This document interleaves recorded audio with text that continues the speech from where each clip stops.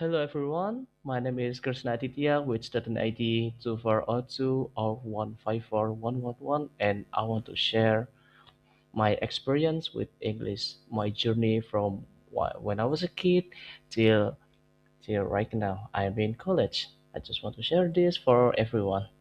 So let's start. So my first exposure is basically when I was a child. I was watching TVs, especially Fox Movies Premiums, since they have a lot of English movie that I can read all the subtitles. So when I was a child, I was watching that. Back then, I didn't know what English is. I just think it was just a foreign word, like just some like not usual words. But I tried myself to mismatch the English word and the Indonesian word, so I could get the hang of it when I was a child. It, it might be different. See, when I entered school, I had one single motivation on my mind back when I was a child, that I want myself to be a different person. Like I want myself to be much more unique than the other person in my class. So as the result, so I tried to learn all of the materials that people don't like generally in school, like mathematics, and one also is English. So I tried my best to learn English, and I also became less left-handed because of it.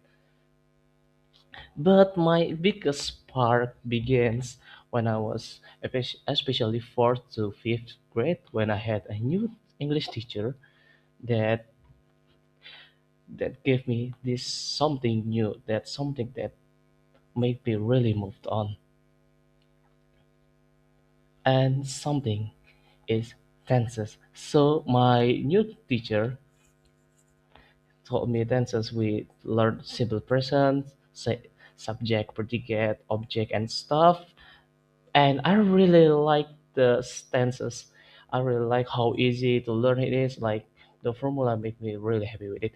And he basically told me that this material will be used till high school or even college. So because he said that, I got myself really stuck on this lesson. So maybe one of the for myself that I love English is because of this, and also that I want to say all of my thank you to all of the teachers that made me really love English since I was child. I was in grade school until high school. Like they always have something to make me keep it moving on English. And one of the example is Kue Sera Sera, the one I got from my middle school teacher, Mr. Ahmad Zani. He said like Kue Sera Sera means like whenever we will be. So when I think about that, like I'm really stuck, and maybe it's been off my part of life since now. And also internet and like gaming cafes and overall really basically became my second home when I learned all of the English words and stuff in there, especially when you don't know anything, when you just like raw dogging stuff, especially with the UI, because in the internet cafe there is no bahasa Indonesia yet, especially in the old days. We almost adapting to English, so by watching YouTube videos, by watching tutorial or such anything that made muscle memory. And in 2020, especially when the pandemic time came, I finally play a social app called Discord. Discord is basically a social app when you can hang out with other people online, and it's such a convenient app to learn about social.